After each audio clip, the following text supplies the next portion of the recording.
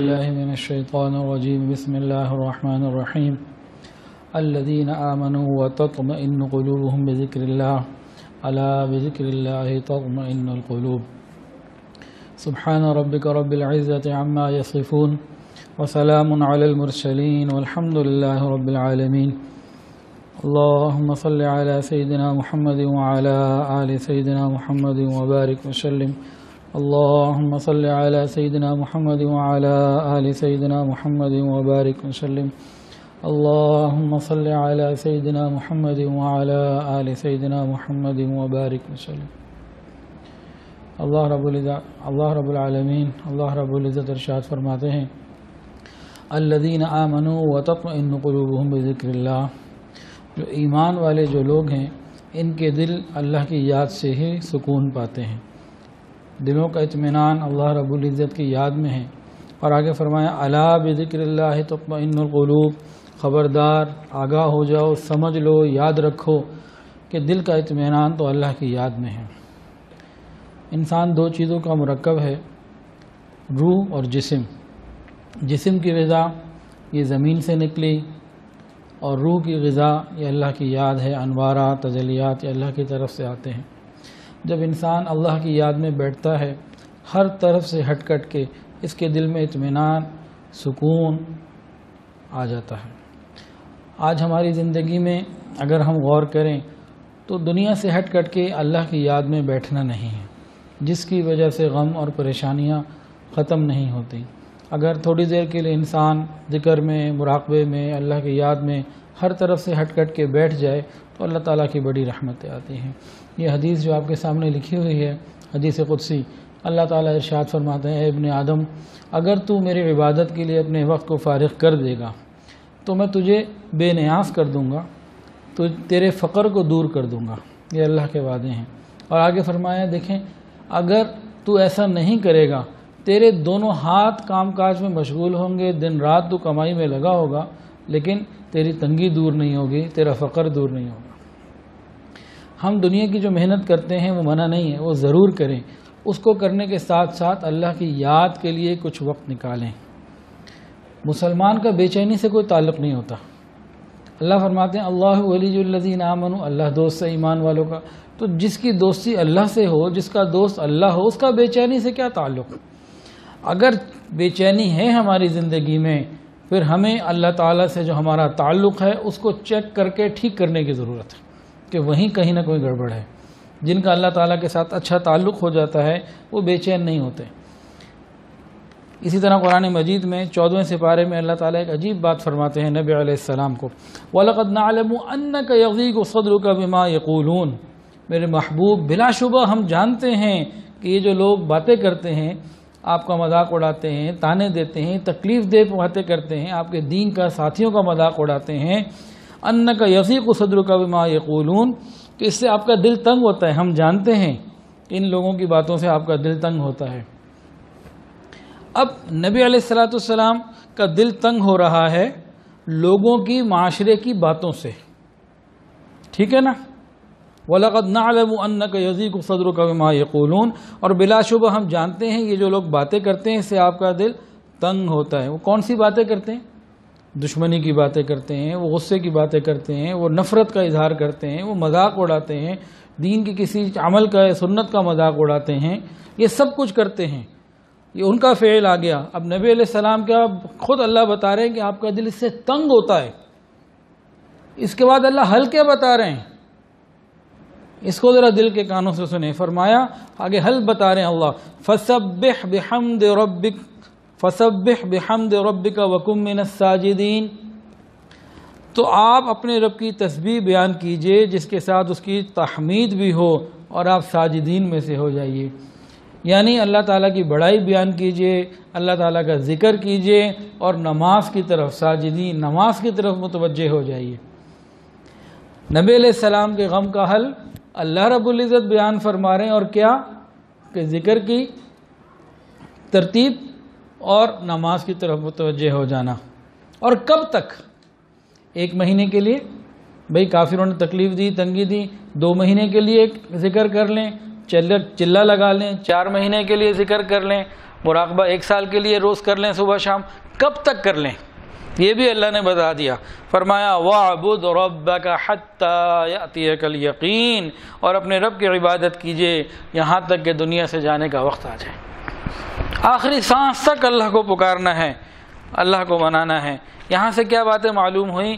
دنیا والوں کی باتوں کو ہر بات کا جواب دینا یہ کوئی عقل مندی کی بات بھی نہیں ہوتی، اور ہر بات پہ پریشان ہونا یہ بھی کوئی بات نہیں ہوتی. دنیا والوں نے باتیں کرنی ہیں، یہ کریں گے. آپ نے دین کا کام کرنا ہے، دین کا کام کرتے چلے جائیں. ہمارے یہاں ہر اتوار کو الحمدللہ مجلس ذکر ہوتی ہے. تو شالمی ایک دن دکان پہ بیٹھا ہوا تھا تو ایک پڑوسی آئے. میں نے کہا بھائی آپ خود بھی آیا کریں ذرا اور لوگوں کو بھی لایا کریں. تو کہنے لگے جی خود تو چلو میں کوشش کر لوں گا، کسی کو کہنے میں ذرا اچھا نہیں لگتا، بڑا برا لگتا ہے، لوگ باتیں کرتے ہیں. میں نے وہیں پکڑ لیا. میں نے کہا اچھا باتیں کرتے ہیں؟ میں نے کہا آپ کی دکان ہے؟ ہاں ہے. کیا آپ کی دکان پہ لوگ باتیں نہیں کرتے آپ کے اوپر کہ جی کیا ریٹ لگا رہے ہو، برابر والا تو اتنے کا دے رہا ہے، میں یہ لے کے گیا تھا اور آپ نے کہا تھا اتنا اچھا ہوگا، یہ تو اتنے دن میں خراب ہو گیا، یہ تو پسند ہی نہیں آیا. اور اس کیا کسٹمر آ کے باتیں نہیں کرتے؟ کیا کام کرنا چھوڑ دیا یا تو دکان بھی بند کر دیتے؟ اسی طرح ایک اور صاحب سے میں نے بات کی ٹرسٹ کے حوالے سے. میں نے ان کو فون کیا کہ بھائی اس طرح سے اخراجات کے لیے تو آپ بھی اگر اس میں شامل ہونا چاہیں ہمارے ساتھ ڈونیشن میں. تو ان کا جی ٹھیک ہے. تو پھر میں نے کہا کہ بھائی آپ کے مارکیٹ میں ان کی دکان ہے ادھر حفیظ سینٹر میں، مارکیٹ میں بھی کسی کو کہہ دیں. یہی انہوں نے مجھے کہا کہ جی کسی کو کچھ کہہ دو نا دین کے بارے میں تو آگے سے سننے کو بڑا ملتا ہے. تو میں نے کہا بھائی آپ ان کا الیکٹرانکس کا کام ہے، ہمارا بھی. میں نے کہا بھائی گارنٹی نہیں آتی آپ کو؟ گارنٹی جب آتی ہے چیز خراب ہوتی ہے تو لوگ باتیں نہیں کرتے؟ کہ جی بڑے بڑے تانے دیتے ہیں، بڑی بڑی باتیں کرتے ہیں اور تو چھوڑتے ہی نہیں. بعض اب ہماری غلطی بھی نہیں ہوتی تب بھی ہمیں برا بھلا کہہ کے چلے جاتے ہیں. میں کہا آپ نے کاروبار چھوڑ دیا کہ لوگ باتیں بڑی کرتے ہیں، چلو دکان بند کر دو. دنیا کا کوئی کام ہم نہیں چھوڑیں گے. دین کے لیے کوئی بات آ جائے تو یہ لوگ باتیں کرتے ہیں دین، بھائی دین کا کام کیوں نہیں کرنا؟ اگر صحیح لائن پر ہیں، اہل حق میں سے ہیں تو دین کا کام کرنا ہے، لوگوں کی باتوں کی پرواہ نہیں کرنی. اور نبی علیہ السلام کو بھی کیا بتایا گیا؟ آپ نے تو نہیں، اللہ نے کیا فرمایا؟ یہ تو نہیں کہا کہ ہم جواب دیتے ہیں یا آپ جواب دیجئے. ان کی باتیں ہیں، آپ اللہ کی یاد میں لگیے، اللہ دلوں کو اطمینان عطا کر دیں گے. الا بذکر اللہ تطمئن القلوب. تو دنیا کی باتوں سے تنگ نہیں ہونا، دین پر عمل کرنا ہے، دین پہ چلتے رہنا ہے، لیکن اللہ کی یاد کو شامل رکھنا ہے. انشاءاللہ دلوں کے اندر اطمینان بھی آئے گا، آسانیاں بھی آئیں گی. یہ ایک اصول ہے، اگر ہم اس کو اپنا لیں گے.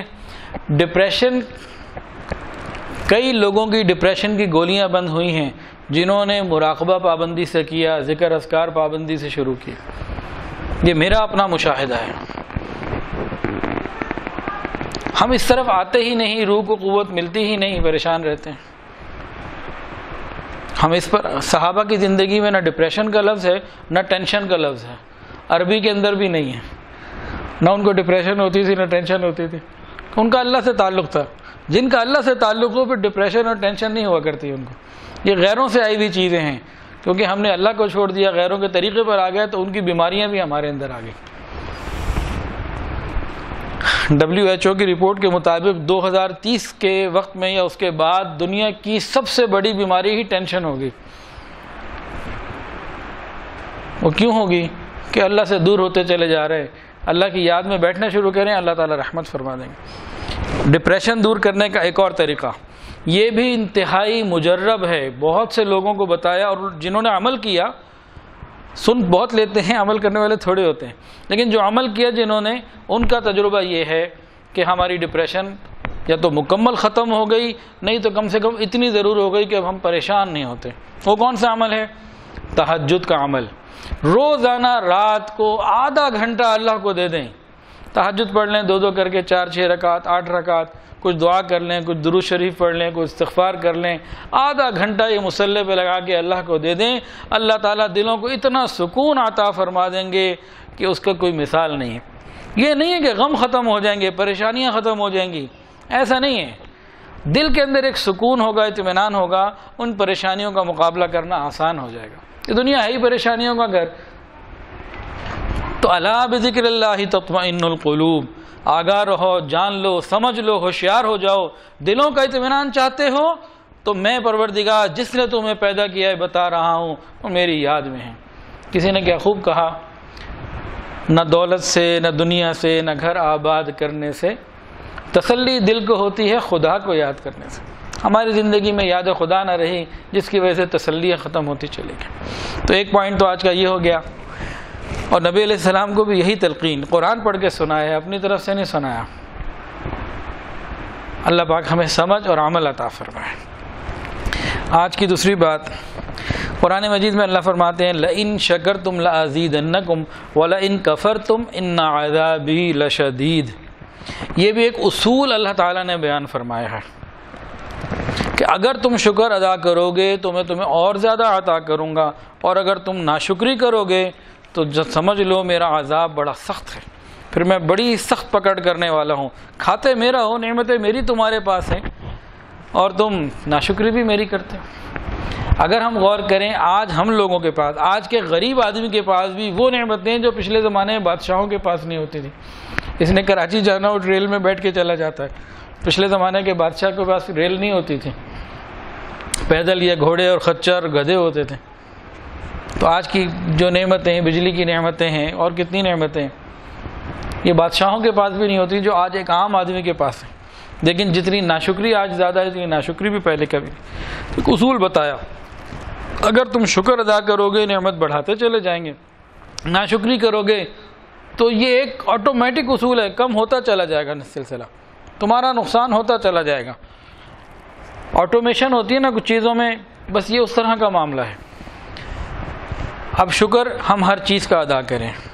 اللہ نے اگر مال دیا ہے اس کا شکر ادا کریں، اچھی بیوی دی ہے اس کا شکر ادا کریں۔ اللہ تیرا شکر ہے میری بیوی بہت اچھی، اچھے بہن بھائی ہیں، اللہ تیرا شکر ہے گھر والے بہت اچھے ہیں، پڑوسی اچھے ہیں، کاروبار کے لوگ اچھے ہیں، ملازم اچھے ہیں، ان سب نعمتوں پہ اللہ کا شکر ادا۔ ہم کہتے ہیں کہ بہت بڑی کوئی ملے گی نا، رولز رائس یا مرسیڈیز ہی آئے گی تو شکر ادا کرنا ہے، سائیکل کا نہیں کرنا۔ بھائی جو نعمت مل جائے ہر نعمت کا شکر ادا کریں۔ نلکا کھولے نا، پانی نکل آئے تو اللہ کا شکر ادا کریں، یہ بھی نعمت۔ جب پانی نہ ہو تو کتنی پریشانی ہوتی ہے، تو ہر نعمت کا شکر ادا کریں۔ اس سے کیا ہوگا، اللہ سے تعلق بڑھتا چلا جائے گا اور نعمت محفوظ ہو جائے گی۔ شکر کیا ہے، یہ ایک زنجیر کی مانند ہے جو نعمتوں کو قید کر لیتی ہے۔ آپ شکر ادا کرتے چلے جائیں، نعمت قید ہو جائے گی، جا ہی نہیں سکتی۔ اللہ کا فیصلہ ہے، میرا نہیں ہے، اللہ کا کام ہے یہ۔ اور اگر ناشکری کریں گے تو نقصان ہوگا۔ اس کو نبی علیہ السلام نے بڑا اچھے انداز سے سمجھایا، فرمایا کہ دیکھو دین کے معاملے میں تم اپنے سے اوپر والے کو دیکھو، اور دنیا کے معاملے میں اپنے سے نیچے والے کو دیکھو۔ ہم کرتے کیا ہیں، بالکل الٹا، دین کے معاملے میں اپنے سے نیچے والے کو دیکھتے ہیں اور دنیا کے معاملے میں اپنے سے اوپر والے کو دیکھتے ہیں۔ ہمارا ترتیب 100% الٹی ہے۔ اس کا نفع نقصان کیا ہے ان دونوں باتوں کا؟ اگر ہم دین کے معاملے میں اپنے سے اوپر والے کو دیکھیں گے پھر کیا ہوگا، ہمیں یا اللہ یہ تو عالم بھی ہے، یہ تو عالمہ ہے، یہ تو بیان کرتے ہیں، ان کے گھر میں تو یہ ہوتا ہے، اور یہ تو تہجد بھی پڑھتے ہیں، اور ان کا تو لباس بھی سنت کے مطابق ہے، ان کی تو یہ ایسے معاملات ہیں، میں تو ایسا نہیں ہوں۔ اس سے کیا ہوگا، جو ہمارے موجودہ عمل ہیں وہ ہمیں زیادہ نہیں لگیں گے اور ہمیں غرور اور نیکی کا گھمنڈ نہیں آئے گا، اپنے آپ کو حقیر سمجھیں گے، کم سمجھیں گے، آگے بڑھنے کی کوشش کریں گے کہ میں بھی چلو کچھ کر لوں۔ رمضان آیا ہے تو سارا مہینہ قرآن قرآن قرآن، تو بھائی میری تو زبان کی حفاظت بھی نہیں ہے، اچھا چلو کچھ تو کر لوں، یہ خیال پیدا ہوں گے، اس انداز کی بات آئے گی۔ لیکن اگر ہم دین کے معاملے میں اپنے سے نیچے والے کو دیکھیں گے تو کیا ہوگا، او جی وہ تو پردہ ہی نہیں کرتی، میں تو پردہ تو کرتی ہوں نا، وہ تو نماز ہی نہیں پڑھتا، میں تو نماز تو پڑھتا ہوں نا، یہ جنت میں جائے گا تو میں تو چلا ہی جاؤں گا، میں تو اس سے اچھا ہوں، یہ انا خیر من، میں اس سے بہتر ہوں۔ یہ شیطان کا قول ہے، قرآن میں کئی جگہ ہے کہ آدم علیہ السلام کو دیکھ کے اس نے کیا کہا تھا، میں بہتر ہوں۔ اب یہ میں بہتر ہوں سے کیا ہوگا، ایک تو یہ کہ اپنی نیکی کا گھمنڈ آنے کا خطرہ ہو سکتا ہے، نقصان ہو سکتا ہے۔ دوسرا یہ بھی خطرہ ممکن ہے کہ ہم دوسرے کو حقیر جان لیں، اس کی حقارت آ جائے، یہ تباہی کے راستے ہیں۔ اپنے آپ کو بہت گھمنڈ میں آ جانا یہ بھی تباہی ہے، اگلے کو نعوذ باللہ کسی کو حقیر سمجھ لیا، کوئی ایمان والا اس کو ہم نے حقیر سمجھ لیا تو بھی خراب، یہ ایک دو نقصان ہے۔ تیسرا کیا ہے، تو ہم اپنے عمل پہ مطمئن ہو جائیں گے، کوئی آگے بڑھنے کی بات ہی نہیں رہے گی، آگے بڑھنے کی جستجو ختم ہو جائے گی کہ بھائی میں ٹھیک ہوں، آئی ایم فائن، بس ٹھیک، اب عمل میں آگے نہیں بڑھے گا۔ یہ بات ہو گئی۔ اب دنیا کی طرف آ جائیے۔ دنیا میں فرمایا کیا گیا، اپنے سے نیچے والے کو دیکھو۔ اگر ہم اس حدیث پر عمل کریں گے، نبی کے فرمان پر عمل کریں گے، تو ہمیں کیا ملے گا؟ جو کچھ ہمارے پاس ہے اس پہ شکر کی توفیق ملے گی۔ یا اللہ میرے پاس تو گاڑی ہے، اس کے پاس تو سائیکل بھی نہیں ہے، میرے گھر میں تو اے سی لگا ہوا ہے، اس کے گھر میں تو کولر بھی نہیں ہے۔ نیچے والے کو دیکھے گا تو شکر پیدا ہوگا، جو چیزیں موجود ہیں شکر کا پھر وہ قانون آ جائے گا، لئن شکرتم لازیدنکم، نعمتیں بڑھتی چلی جائیں گی، اور یہ قید ہو جائے گا۔ اے سی کا بل پھر اللہ دیں گے، پیسے بھیجیں گے، کام ہوگا۔ ابھی 3 اے سی ہیں، پھر 5 ہو جائیں گے، پھر 7 ہو جائیں گے، کم نہیں ہوں گے۔ شکر ادا کریں، اللہ راضی ہو جائیں گے، عبادت کا ثواب ملے گا۔ اور اگر ہم نے دنیا کے معاملے میں اپنے سے اوپر والے کو دیکھا، پھر کیا ہوگا؟ پھر ایک اندر آگ لگ جائے گی، سکون ختم، بے چینی اندر آ گئی۔ ارے اس کے پاس تو گاڑی ہے، میرے پاس تو یہ ماڈل نہیں ہے، اس کے گھر کے پردے ایسے ہیں، میں نہیں چینج کر سکا۔ اب اس ریس میں اگر یہ آ گیا تو ہو سکتا ہے حرام اور حلال کی پرواہ بھی چھوڑ دے، دین کے ٹریک سے نکل جائے۔ اور اندر کی بے چینی، اس کو گھر میں اچھے بیڈ پہ سو رہا ہے، اے سی آن ہوگا، کمرہ ٹھنڈا ہوگا، اندر جل رہا ہوگا، ایک مصیبت لے لی، اب ڈپریشن کی گولیاں بھی کھائے گا۔ اور جو نعمتیں ہیں ان کی ناشکری کی وجہ سے قانون الہی کیا ہوگا؟ واپسی کا شروع ہو جائے گا کہ اس کی نعمتیں واپس لے لی جائیں گی۔ یاد رکھیں، جو پروردگار نعمتیں دینا جانتا ہے وہ پروردگار نعمتیں واپس لینا بھی جانتا ہے، اور بہت سو کی لی ہیں، ایسا نہیں ہے، ہر جگہ ہمیں نظر آتا ہے۔ قرآن مجید کے اندر بھی ہے، لقد کان لسبأ فی مسکنہم آیہ، قوم سبا کا واقعہ اللہ نے بتایا 14ویں سپارے میں، ضرب اللہ مثلا قریۃ کانت آمنۃ مطمئنۃ یأتیہا رزقہا رغدا من کل مکان فکفرت بانعم اللہ فاذاقہا اللہ لباس الجوع والخوف بما کانوا یصنعون۔ اللہ فرماتے ہیں، اللہ مثال بیان کرتا ہے ایسی بستی کی جن کے پاس امن بھی تھا، اطمینان بھی تھا، ہر طرف سے ان کو رزق آتا تھا، یاتیہا رزقہا رغدا من کل مکان، ہر طرف سے ان کو نعمتیں ملا کرتی تھیں۔ ہوا کیا؟ انہوں نے نعمتوں کی ناشکری کی، پھر اللہ نے ان کو بھوک اور خوف کا لباس پہنا دیا، ہر وقت بھوک اور خوف اور پریشانی کے اندر آ گئے۔ تو شکر سے نعمتیں بڑھتی ہیں۔ اللہ تعالیٰ جب کوئی نعمت دیتے ہیں تو اس نعمت کے استعمال کا طریقہ بھی بتاتے ہیں، اور انسان اگر اس نعمت کو پروردگار کے بتائے ہوئے طریقے پر استعمال کرتا رہے، اللہ تعالیٰ راضی بھی ہوتے ہیں، ثواب بھی دیتے ہیں، نعمتوں کو بڑھاتے بھی ہیں۔ اور اگر اس کا الٹا ہو جائے، جب اللہ تعالیٰ کوئی نعمت دیتے ہیں تو استعمال کا طریقہ بھی بتاتے ہیں۔ اگر بندہ اس طریقے پر استعمال نہ کرے پھر کیا ہوتا ہے؟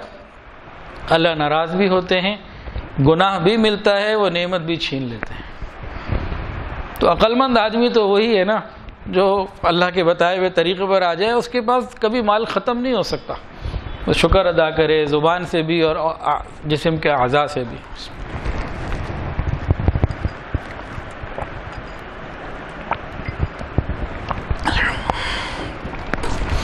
اور آج کی تیسری آیت، وقال الشیطان لما قضی الامر ان اللہ وعدکم وعد الحق ووعدتکم فاخلفتکم وما كان لي عليكم من سلطان الا دعوتكم فاستجبتم لي۔ یہ ایک واقعہ اللہ تعالیٰ بیان فرما رہے ہیں، جب جنتیوں کا جہنمیوں کا فیصلہ ہو چکا ہوگا، جنتی جنت میں مزے کر رہے ہوں گے، جہنمی جہنم میں آ جائیں گے، تو شیطان پتہ ہے کیا کہے گا ان اہل جہنم سے؟ وہ کہے گا کہ اللہ کے جو تم سے وعدے تھے وہ سچے تھے، میں نے جتنے وعدے کیے سارے جھوٹے تھے۔ اور آگے کیا کہے گا؟ وما كان لي عليكم من سلطان، میرا تمہارے اوپر کوئی زور نہیں تھا، کچھ بھی نہیں تھا، میں کیا کرتا تھا؟ الا ان دعوتکم، میں ذرا سی تمہیں حرکت دیتا تھا، دعوت دیتا تھا، خیال ہی ڈالتا تھا نا، وسوسہ، فاستجبتم لی، تم تو دوڑے دوڑے میرے پیچھے آتے تھے۔ میں نے کیا کیا تھا؟ میں تو ذرا سا وسوسہ ہی ڈالتا تھا نا، ہاتھ پکڑ کے تو تمہیں کبھی نہیں میں نے نماز سے روکا۔ مسجد سے اذان کی آواز آتی تھی، تمہیں معلوم بھی تھا نماز پڑھنے پہ جنت کا وعدہ ہے اور سچے رب کا سچا وعدہ ہے، اور میں جھوٹا ہوں، اللہ نے تمہیں بتا بھی دیا تھا، یہ بھی بتایا تھا تمہارا دشمن ہے، لیکن تم نے اللہ کی نہیں مانی، اللہ والوں کی نہیں مانی، نبیوں کی تم نے بات نہیں مانی، سچوں کی بات کو تم نے چھوڑ دیا۔ وہ ذرا سا میں تمہارے دل میں شوشہ ڈالتا تھا، تم بڑے دوڑے ہوئے چلے آتے تھے۔ تم نماز کے لیے جا رہے ہوتے تھے، اچانک میسج آ جاتا تھا تو تم دوبارہ موبائل لے کے بیٹھ جاتے، ادھر نماز قضا ہو جاتی تھی۔ تم نے تو اللہ کی دعوت کو قبول نہیں کیا۔ میں کیا کرتا تھا؟ الا ان دعوتکم، میں ذرا سا چھیڑی تو لگاتا تھا، ذرا سا شوشہ ہی تو چھوڑتا تھا، اور کیا تھا؟ فاستجبتم لی، تم دوڑے ہوئے آتے تھے۔ سارا ملبہ ہمارے پر وہ ان لوگوں پہ ڈال دے گا۔ اور آگے کہتا ہے قیامت کے دن کہے گا فلا تلومونی ولوموا انفسکم، خبردار تم مجھے ملامت مت کرو، اپنے آپ کو ملامت کرو۔ تمہارے سامنے حق موجود تھا، اللہ کا قرآن موجود تھا، نبی کی سیرت موجود تھی، تم جانتے بھی تھے کہ حق کون ہے، شیطان کون ہے۔ لعنتیں تم میرے اوپر بھیجتے تھے، چلتے بھی میرے پیچھے تھے، تم جانتے تھے۔ تم ایسا نہیں ہے کہ تم جانتے نہیں تھے، تم نے زندگی بھر مجھے لعنتیں بھیجی ہیں، لیکن چلے بھی میرے پیچھے ہو۔ ما انا بمصرخکم وما انتم بمصرخی، نہ میں تمہاری کاج مدد کر سکتا ہوں، نہ تم میری کوئی مدد کر سکتے ہو، میں بیدار ہوں تم لوگوں سے۔ یہ شیطان کرے گا۔ ایک واقعہ سنا دیتا ہوں، پھر اس کے بعد ایک اور آیت ہے، اس کو بھی تھوڑا سا دیکھ لیتے ہیں۔ یہ شیطان، اس نے قسمیں کھائی ہوئی ہیں انسان کو ورغلانے اور بہکانے کی۔ اس کو اور کوئی کام بھی نہیں ہے، کوئی نوکری بھی نہیں کرنی، بزنس بھی نہیں کرنا، اس کو ایک ہی کام ہے مسلمانوں کو، ایمان والوں کو اور انسانوں کو بہکانا۔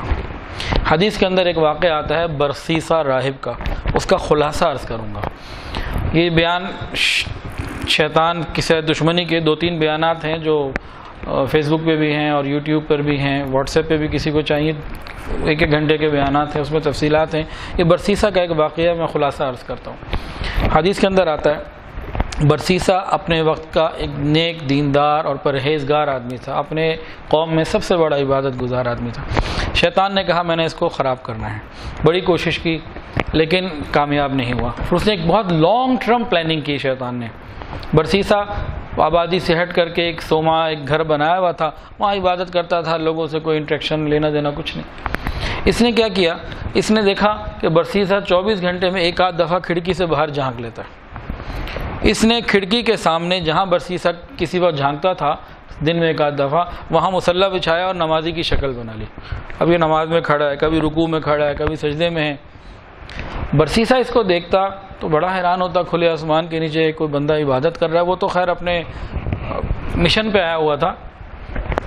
کوئی 4-6 مہینے ایسے گزرے تو برسیسہ کے دل میں اس کی وقت پیدا ہونی شروع ہو گئی۔ ایک دن برسیسہ نے اس کو کہا بھائی کون ہے آپ؟ نے کہا میں آپ سے باتیں کرنے آیا ہوں، یہاں پہ میں اپنی عبادت کر رہا ہوں، خاموش رہے آپ۔ برسیسہ کے دل میں اور وقت پہ بڑا پکا بندہ ہے۔ ایک دن بارش ہو رہی تھی، برسیسہ نے کہا کہ بھائی آپ اندر آ جاؤ، اندر آ کے عبادت کر لو۔ نے کہا ہاں، مومن کو مومن کی بات مان لینی چاہیے۔ اندر آ گیا، اس کو تو موقع چاہیے تھا۔ جب سال پورا ہو گیا نا اندر باہر عبادت کا، کہنے لگا میں نے جانا ہے، میرا وقت پورا ہو گیا، اب کہیں اور جانا ہے، تو میں تمہیں جاتے ہوئے ایک دم دے دیتا ہوں، کسی مریض کو کرو گے تو وہ ٹھیک ہو جائے گا۔ نے کہا نہیں، مجھے کسی دم کی ضرورت نہیں ہے، مجھے نہیں چاہیے۔ کہا بڑے ہی بے شرم ہو، بے مربت ہو، میں اتنی مشکلوں سے ایک چیز حاصل کی ہے بزرگوں سے، بڑوں سے، تو میں تمہیں دے رہا ہوں، بڑی محنت کے بعد مجھے کوئی چیز ملی ہے، تم تو ناقدرے ہو۔ تو ایسی بات کی انہوں نے، اچھا بھائی چلو دے دو، کیا دے رہے ہو۔ وہ دم دے کے چلا گیا۔ یہ فیز 1 تھا برسیسہ کو ڈی ٹریک کرنے کا۔ اس کے بعد سیکنڈ فیز کیا ہوا، حدیث کے اندر آتا ہے اس زمانے کا جو بادشاہ تھا، 3 بیٹے 1 بیٹی تھی۔ بیٹی کے اوپر اس نے جا کے اثر ڈال دیا، وہ مجنونہ سی ہو گئی، بڑے علاج کرائے، کوئی فائدہ نہ ہوا۔ کسی نے کہا کوئی دم درود والے کوئی دیکھ لو۔ بھائی کس کو دیکھیں؟ برسیسہ، لیکن وہ آئے گا نہیں، کسی کی سنتا نہیں۔ کہا میں بادشاہ ہوں، وہ میری رعایا ہے، میرا حق ہے، ہم جائیں گے۔ بادشاہ آیا، برسیسہ نے کہا وہ جو بزرگ آئے تھے نا، پہنچی بھی سرکار، تو ایک دم ہے، اس نے کہا چلو میں وہ کرتا ہوں، دم بھی چیک ہو جائے گا، پتہ لگ جائے گا۔ دم کیا اور شیطان نے اپنا اثر ہٹا لیا، وہ بالکل ٹھیک ہو گئی۔ اب ہر کچھ دن بعد، مہینے وقت سے شیطان اثر ڈالتا، برسیسہ کے پاس شہزادی کو لایا جاتا، یہ شیطان والا دم کرتا اور شیطان اپنا اثر ہٹا لیتا، وہ ٹھیک ہو جاتی۔ سب کو پتہ لگ گیا جی برسیسہ کے یہاں علاج ہے۔ پڑوسی ملک نے اس ملک پہ حملہ کر دیا۔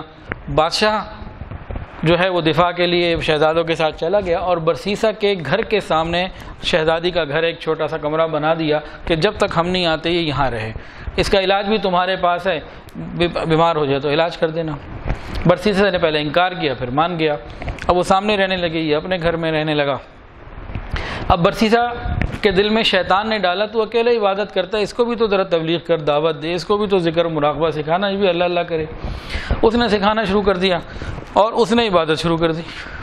برسیسا بڑا خوش کہ میری دعوت کا فائدہ ہو رہا ہے، پہلے ہی اپنے گھر کے دروازے پہ کھڑے ہو کے دعوت دیتا۔ شیطان نے کہا گلی میں کوئی گزرے گا تو مشکل ہو جائے گی، تو وہاں جا کے دو، اونچا بولنا پڑتا ہے، چھت پہ جا کے دو، یہ کرو وہ کرو۔ کرتے کرتے ایک موقع ایسا آیا کہ شیطان نے برسیسا کے دل میں ڈالا کہ تم دروازے کے اندر داخل ہو کر اب دعوت دو۔ یہاں شریعت کا قانون بھول گیا کہ دو نامحرموں کے اندر تنہائی حرام ہے اور یہ گناہ کروا کے چھوڑتی ہے۔ یہ تنہائی دو نامحرموں میں تنہائی ہو ہی نہیں سکتی، چاہے وہ کزن ہو کچھ ہو۔ اب یہ اندر چلا گیا، اندر جانے کے بعد شیطان نے زیادہ اور کوششیں تیز کر دیں، اور جب آئی ٹو آئی کانٹیکٹ ہوا اور اس کے بعد شیطان نے برسیسا کے دل میں جوانی کے جذبات بیدار کیے، اس کے دل میں برسیسا کی محبت پیدا کی، اور پھر وہ ہو گیا جو نہیں ہونا چاہیے تھا۔ کام شروع ہوا اللہ کے نام سے، جب شریعت کو توڑ دیا گیا اور اگلے سٹیپ پر آ گئے، شریعت کو توڑ کے پھر نامحرموں کو آئی ٹو آئی کانٹیکٹ ہوا، پھر بات چیت شروع ہو گئی، دین کی بات سے ہٹ کے آپس کی بات چیت شروع ہو گئی، اور اس کے بعد روزانہ کا زنا شروع ہو گیا۔ ایک عبادت گزار آدمی کو، برسیسا کو، شیطان یہاں تک تو لے آیا کہ وہ بے حیائی میں مبتلا ہو گیا۔ اچھا اب چھوڑ دے دشمنی، اس سے زیادہ بھی کوئی دشمنی ہو سکتی ہے کہ مسلح سے اور دین سے ہٹا کے اس کو بے حیائی پہ لگا دیا؟ اب دشمنی چھوڑ دے۔ اچھا دشمنی نہیں چھوڑی، پھر کیا ہوا؟ حمل ٹھہر گیا۔ اب برسیسا کو خوف آیا، کیا کروں؟ تو اس نے، شیطان نے ڈالا پریشانی کی کوئی بات نہیں، تو بھی اپنا گناہ چھپائے گا، وہ بھی چھپائے گی، وہ پیدا ہوگا، گلا دبا کے مٹی میں دبا دینا، مسئلہ ختم۔ انہوں نے کہا پھر شیر ہو گیا، اللہ کی شان، بچہ بھی ہو گیا۔ اب جو اس کے دل میں پلان تھا نا بچے کے بارے میں، ایک دن شہزادی سوئی ہوئی تھی، اس نے بچے کو مٹی میں دبا دیا۔ اچھا اب شیطان چھوڑ دے کہ ایک عبادت گزار سے گناہ کروایا، گناہ پہ گناہ، گناہ پہ گناہ، گناہ پہ گناہ، اور اس کے بعد اس سے قتل بھی کروا لیا۔ اچھا اب چھوڑ دو دشمنی۔ جب انسان گناہ کو جانتے بوجھتے کرتا ہے پھر عقل معاف ہو جاتی ہے، عقل ختم ہو جاتی ہے، عقل کام نہیں کرتی، پاگل ہو جاتا ہے، دین کے بارے میں پاگل ہو جاتا ہے، دنیا کے بارے میں بڑا اسمارٹ ہوتا ہے، مسٹر لومڑی ہو جاتا ہے پوری۔ یہ کیا ہے؟ یہ جو گناہ کے بعد گناہ، معلوم ہے گناہ گناہ کے کرتا چلا جا رہا ہے، کرتا چلا جا رہا ہے، اب اس کی انتہا کوئی نہیں ہے۔ جو بچ جاتا ہے نا وہ بھی بچ سکتا ہے، پہلے اسٹیج پہ بچ جائے۔ اچھا قتل ہو گیا۔ اب شہزادی اٹھی، اس نے پوچھا کہ بچہ کہاں ہے؟ اس نے آئیں بائیں شائیں کی، اس نے کہا مجھے تو بچہ چاہیے۔ اب شہزادی نے واویلا ڈال دیا، ماں ماں ہوتی ہے، اس نے واویلا ڈال دیا، مجھے تو میرا بیٹا چاہیے۔ شیطان نے کہا دیکھ تو اپنی گدی بچانا چاہتا ہے نا، تیرا نام باقی رہے اور تو قتل سے بچ جائے، اس کو بھی مار دیں، پھر مسئلہ تیرا ٹھیک ہو جائے گا، پھر واپس آ کے اللہ اللہ کر اپنے مسلح پہ جا کے بیٹھ جا۔ شیطان نے شہزادی کو، برسیسا نے شہزادی کو بھی قتل کر دیا۔ اچھا شیطان اب دشمنی چھوڑ دے، ایک عبادت گزار کو عبادت سے نکال کے بے حیائی پہ لگایا، پھر مسلسل بے حیائی، پھر ایک قتل، پھر دوسرا قتل۔ شیطان ابھی بھی نہیں چھوڑتا۔ اب یہ واپس چلا گیا اپنے اس میں، اتنے میں بادشاہ اور شہزادے واپس آئے۔ بادشاہ نے کہا بھائی جاؤ بیٹی کو لے آؤ۔ شہزادے آئے تو اس نے دو چار آنسو بہائے، جیسے یوسف علیہ السلام کے بھائیوں نے بہائے تھے، تو اس نے آنسو بہائے گا، یہ قبر ہے، وہ فاتحہ پڑھ کے اپنی جو بھی ان کی سال ثواب سلسلہ ہوگا چلے گئے۔ بادشاہ کو کہا جی اس کو تو انتقال ہو گیا، کہ مریض تو چھوڑ کے گئے تھے، بیمار تھی، ایسی بیماری آئی ٹھیک ہی نہیں ہوئی، بیمار تو آپ چھوڑ کے گئے تھے، ورنہ چھوڑ کے کیوں جاتے؟ پھر کیا ہوا؟ شیطان آپ ختم کر دے نا مسئلے کو، نہیں ہوا۔ شیطان نے اس کا جو اگلا فیز تھا شیطان کا برسیسا کو ڈی ٹریک کرنے کا، حدیث کے مطابق شیطان تینوں شہزادوں کو خواب میں الگ الگ آیا، پہلے دوسرے تیسرے، اور پوری کہانی برسیسا کی، کیا ہوا، بچہ ہوا، کیسے ہوا، ساری بتا دی۔ تینوں شہزادے سب جب صبح جمع ہوئے تو ایک نے کہا میں نے رات کو یہ دیکھا، میں بڑا پریشان ہوں، پتہ نہیں کیا بات ہے۔ اچھا تم نے دیکھا؟ میں نے بھی دیکھا۔ اچھا تیسرا کہتا ہے میں نے بھی یہی دیکھا۔ اب بڑے پریشان کہ ایک ہی خواب، پوری تفسیر ایک رات میں تینوں کو آ گئی۔ ایک نے کہا چلو چھوڑو یار، خواب ہے، اس کی کوئی بات تو نہیں ہے، چھوڑو مٹی مارو، وہ دیندار آدمی ہے۔ تو کسی نے کہا کہ نہیں میں ویریفائی کروں گا۔ آخر کیوں؟ 3 آدمیوں کو تو کچھ جا کے چیک کرنے میں کیا ہے؟ اب وہ جناب اپنے سپاہی یا فوج جو بھی مطلب لے کے گیا، وہاں جا کے جب قبر کھودی تو بچے کا بھی مل گیا اور ماں کا بھی پتہ مل گیا۔ برسیسا کو گرفتار کر لیا گیا اور گرفتار کرنے کے بعد عدالت میں پیش کیا گیا۔ عدالت میں اقرار جرم ہوا اور برسیسا کو قتل کی سزا دے دی گئی، ہینگ ہم ٹل ڈیتھ، لٹکا دو اس کو۔ اب برسیسا تختے پر آ گیا، کہاں اس کے پاس عبادت کا تخت ہوتا تھا اور آج پھانسی کے تختے پر ہے، گردن میں ڈال دیا گیا رسہ، اور ادھر جلاد نے خالی رسہ کھینچنا ہے، اس کو لٹکنا ہے اور ختم ہونا ہے۔ شیطان اب چھوڑ دے، ابھی بھی نہیں چھوڑا۔ اب برسیسا اس پوزیشن پر ہے کہ پھندا اس کے گلے میں ہے اور شیطان اور جو جلاد ہے اس کو بس آرڈر کا انتظار ہے کہ کوئی بندہ آرڈر کرنے والا آرڈر کرے تو میں اپنا کام فنش کروں۔ اتنے میں برسیسا کے بالکل سامنے شیطان آ کے کھڑا ہو گیا، اسی عبادت گزار کے روپ میں جس نے 1 سال اس کے گھر میں عبادت کی تھی۔ کہنے لگا مجھے پہچانتے ہو؟ ہاں پہچانتا ہوں۔ پھر شیطان اپنی کہانی سناتا ہے، کہتا ہے دیکھ تجھے دم بھی میں نے دیا تھا، وہ شہزادی کو ٹھیک کرنے کا، شہزادی کو بیمار بھی میں نے کیا تھا، پھر شہزادی سے گناہ بھی میں نے تجھ سے کروایا تھا، پہلا قتل بھی میں نے تجھ سے کروایا تھا، دوسرا قتل بھی میں نے تجھ سے کروایا تھا، تیری ساری کارروائی کی حرکتوں کی رپورٹ شہزادوں کو میں نے جا کے دی تھی، یہ تو میری وجہ سے آج تختے پر آیا ہے، اور اگر تو میری ایک بات مان لے تو میں آج اس وقت اس پوزیشن پر ہوں، تجھے اس سے بچا لوں، تجھے اس سزا سے بچا لوں، تجھے کچھ مار نہیں سکتا، تجھے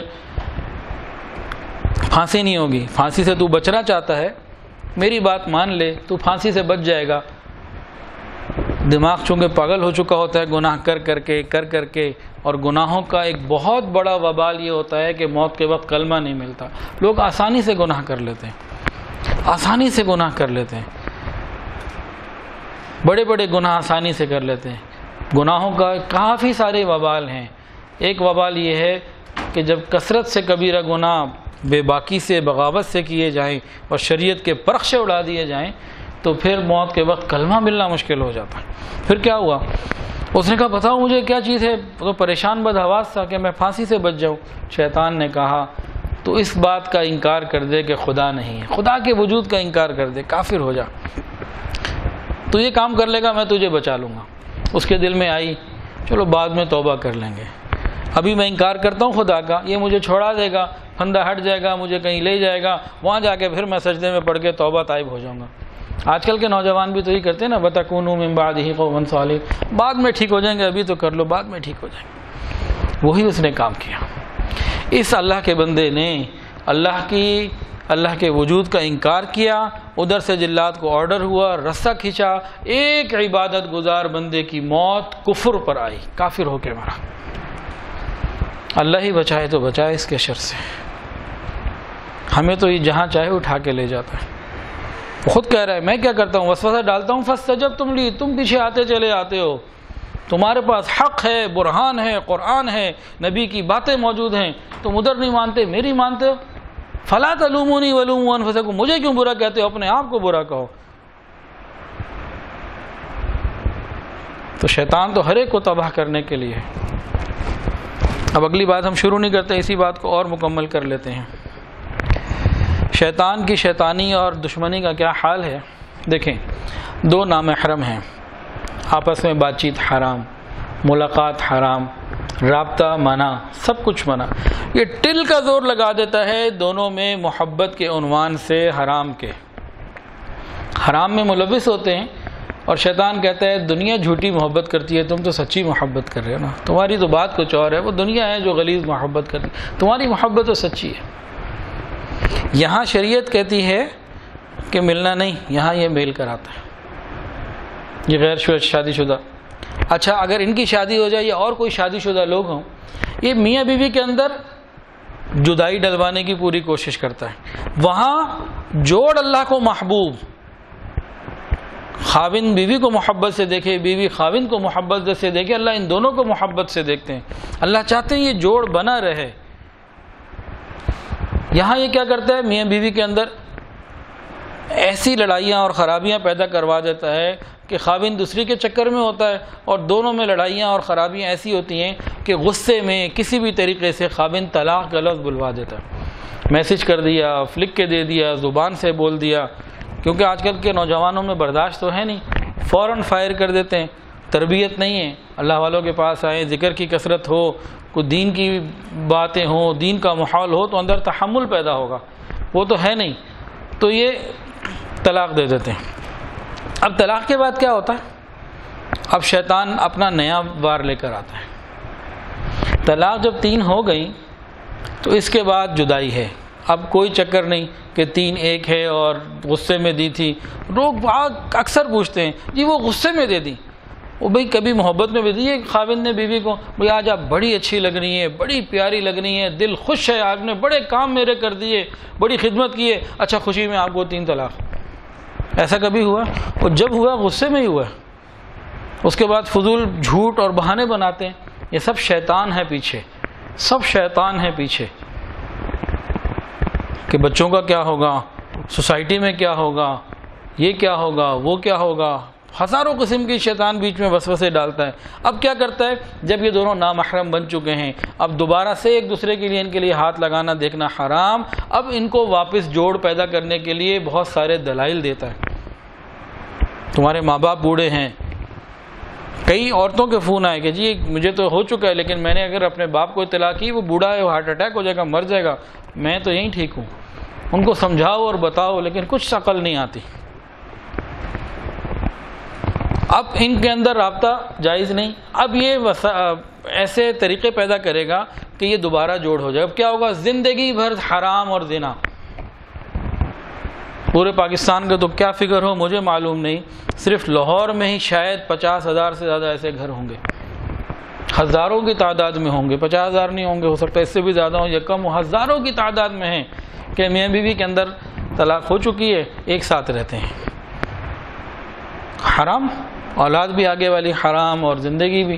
ایسے جب کبیرہ اور بڑے کلیدی گناہوں میں انسان مبتلا ہوتا ہے تو خطرہ اس بات کا ہوتا ہے، کیونکہ شریعت کا اس نے مقابلہ کیا ہوتا ہے، اس کو سمجھاؤ بھی نا، یہ نہیں سمجھتا۔ ہمارے ارد گرد ایسے بہت سارے لوگ ہیں، زبردستی اس کو لے کے آ جاتے ہیں۔ کیا ہوتا ہے، موت کے وقت کلمہ مشکل ہو جاتا ہے۔ اتنا ہمارا یہ دشمن ہے، اس سے بچنے کے لیے اللہ ہی کی حفاظت میں انسان آئے اور ذکر کی کثرت کرے تو اللہ تعالیٰ مہربانی فرما دیتے ہیں۔ اللہ تعالیٰ ہمارے ایمان کی حفاظت فرمائے اور موت کے وقت بھی شیطان کے حملوں سے محفوظ فرمائے، خاتمہ بالخیر عطا فرمائے۔ وآخر دعوانا ان الحمد للہ رب العالمین۔